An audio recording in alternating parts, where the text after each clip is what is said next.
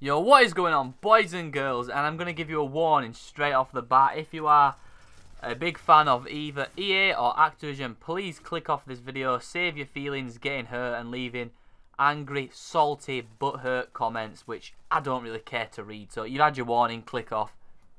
So today we're going to be talking about who is the scummiest game publisher of the year.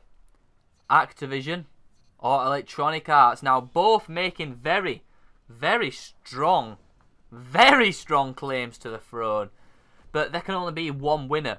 Who will be 2017's scummiest game publisher? Stay tuned to find out. Now I know what you're thinking, well, they're both as bad as each other, but nope, today must crown a winner.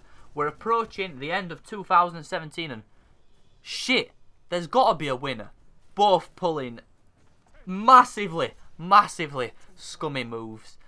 EA, they fucked over Star Wars Battlefront 2 and near enough any game they get their hands on.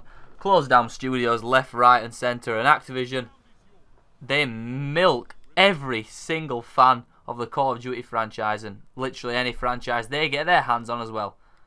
Before I get some comments saying, well, why are you using the gameplay of EA or Activision games?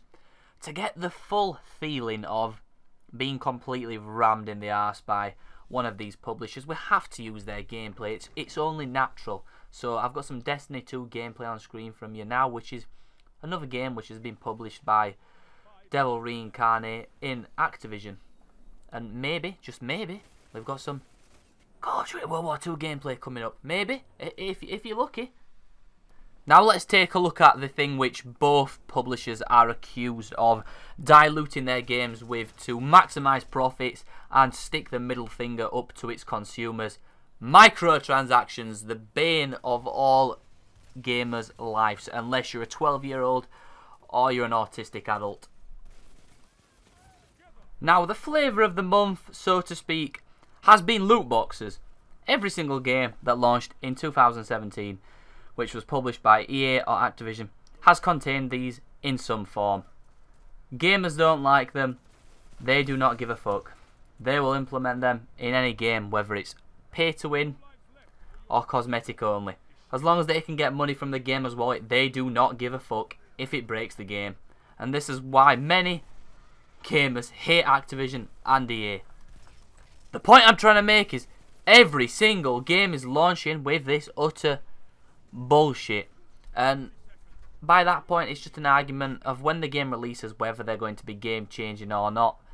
But some of them are most obviously pay to win, and I've got to throw the shade here at EA. EA launched Star Wars Battlefront 2 knowing full well that game was pay to win, so I have to give Activision the benefit of the doubt here, even though they've done pay-to-win elements in the past with Advanced Warfare, and they tried to do it with Destiny 2 with these stupid patents that got leaked with matchmaking, where basically, if you've not seen the patent, it was a patent whereas a person who had gained a powerful gun from a supply drop would then get partnered against said person who hasn't spent any money on the game, therefore targeting them to spend real money on the game. But apparently it never got implemented, so Activision have got the benefit of the doubt, and EA have definitely took the first point for blatantly going pay to win in Battlefront 2 until the community stood up. And they got forced to remove the microtransactions by fucking Disney of all people. Fucking Disney. You know the publisher's bad when Disney has to step in and tell you to stop doing the stupid shit you're doing and bitch slap you. Now this one, it's a tough one. Public image. I don't think either of these companies has a particularly good public image. EA did have the better public image until the scandal with Star Wars Battlefront 2's card system and the pay-to-win system they had implemented in exchange for all maps being free, which people were hyped as fuck for until they played the Star Wars Battlefront 2 beta and noticed how blatantly pay-to-win the game was. And Activision's public image is just, it's awful unless you're an Activision puppet like T. Martin, Allier, Drifter, or just a Call of Duty COD cocksucker. The public image is awful for both companies, and EA took a massive dip think they lost 100 million when the scandal with Star Wars Battlefront 2 hit, and their stock price has plummeted massively. Now the stocks have gone back up. The public image for either of these companies just only seems to be dented very temporarily. Then the shareholders get their greedy hands on it and the stock price shoots straight back up and everyone forgets what fucking happened.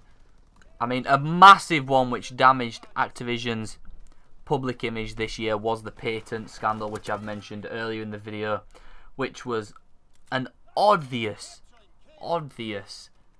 misuse of their consumers and just exploiting the kids playing their games, because they know when they get killed they're going to ask the parents for their credit card information and then buy a shitload of microtransactions. It's fucking obvious. I think this one does have to be a tie because they're both so scummy, and this year the shit has just come out. I mean, EA could edge away at this with the amount of microtransactions they've got in every single one of their games. Star Wars Battlefront 2 has had them temporarily disabled. That may push it back in Activision's favour, but FIFA 18, Madden and every single sports game EA release has this Ultimate Team mode, which is disgusting. Absolutely disgusting, and the worst form of pay-to-win I've ever seen in my fucking life. I purchased a PlayStation 4 Pro this year with FIFA 18, and I played Ultimate Team. The first fucking game I get in, the dude has Gareth Bale. I had a bronze team, which, if you've never played FIFA, is the lowest rated players you can get. You get a starter pack. I didn't want to spend no real money on the game. This dude had obviously just gone and took a deep step in the goddamn pond. He had spent hundreds to get these players in the first game, and I got absolutely thrashed. That is the most obvious pay to win in a game I've ever seen. In shooter games, it's not always as obvious, but in sports games where you pay for high rated cards, it's obviously pay to win. But not many YouTubers or people in the public image or journalists have spoke out about the Ultimate Team mode until this year, and they've added lots of other ways to achieve the players that you can buy with real money in-game. But since 2009 this Ultimate Team mode's been in, and only this year, after EA have received so much negative press, has people decided to talk about the most obvious and blatant pay-to-win I've ever seen. So it sways back in EA's favour. EA aren't looking too good this year. Now, if you're a serious gamer like myself, you like to unwind, relax, play a game to chill out after a long fucking goddamn day at work, the quality of the game matters to you. So we're going to take a look at the quality of the games that EA and Activision are publishing. Now, one thing I didn't want to say, but both of these publishers are releasing games what aren't fucking finished. Now, Activision are definitely the worst for this. 100%, that is undeniable. Destiny 1 was just obviously, there was bits of the game just ripped out and sold as DLC, locked off disc content. So the content's there, but they lock it off and make you pay for it in DLC. And Activision have been notorious for this since Destiny 1. Call of Duty, another great example of this. Fuck the consumer. We're going to sell 4 DLC packs in a fucking year, and we're going to milk this game dry. And they have certainly done that this year with Call of Duty.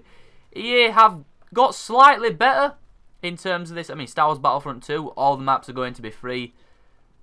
But the pay-to-win shit they pulled on us instead has already hurt their wallets, and that game sold nowhere near as much as it should have. Battlefield 1 launched with a lot of maps. Can't say the same for Call of Duty World War 2. The maps are tiny in scale, and there's only 9 maps, which is not a lot for a Call of Duty game. The amount of maps what launched with Battlefield 1 was quite a lot for a Battlefield game, and just the size of the maps in general. But Call of Duty is known for launching like 20 maps, and 9 maps, it's just fucking disgusting. So this one's in EA's favour, but Activision are definitely fucking people over with the quality of their games. And I like Destiny, but again, even Destiny 2's got locked off content which should be on the disc. There's just so much stuff missing from the base game, but you can purchase easier ways to enjoy the game. You can always spend extra money to enjoy the game. Both of them are definitely open to that. Now, I hear what you're saying. You're saying, Harry, but if I had to crown a winner, which one would it be? Now, it's a fucking hard question. It's a very hard question. But the way this year's gone, I would have to crown the scummiest publisher of 2017 as EA. No fucking doubt. Just the Star Wars Battlefront 2 scandal alone has made them the most hated gaming company in the world. Activision are a very, very close second. Very fucking close. Trust me, boys, this was not an easy decision. The amount of shit that Activision have pulled and the disappointment year upon year I receive with the Call of Duty franchise made me want to strongly put them number one. But if I'd have bypassed EA, I would have got so much hate for it, because it's so obvious they have been the most scummy company of 2017 in the gaming industry. So far, hey, there's still time. There's still 16 days till the end of 2017, and Activision may pull some more scummy shit out of the bag. But trust me, I hate both of these publishers. If you actually want to find some good publishers, take a look at CD Projekt Red. Hell, even 2K Games are a lot better than these two. And there's lots of other publishers which are doing things better. Even Ubisoft. Yes, Ubisoft, they've been a strong contender for one of the worst publishers. But this year they seem to have redeemed themselves and made things slightly better by giving the Division lots of free content. Rainbow Six Siege is going fucking very strong. And Ubisoft have turned a corner. It's a shame EA and Activision can't see the light and think about the consumer more as well. But that is the sad world we live in, where the publishers care more about the profits than they do of actually pleasing the consumer. Money is king. Content is no longer king. Money is king.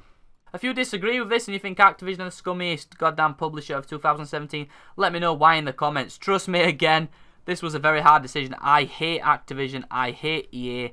I hate what they both stand for, and it's quite sad because EA used to be a great publisher 10 years ago. The amount of good games that came from EA was off the scales. The same with Activision, and both of them have just took a long, long walk of sorrow. It's like they're all in fucking Thailand or something and they're just off their faces and they don't know what's fucking happening, and the kids have got hold of all their goddamn credit card and debit card information and they've just gone fucking crazy.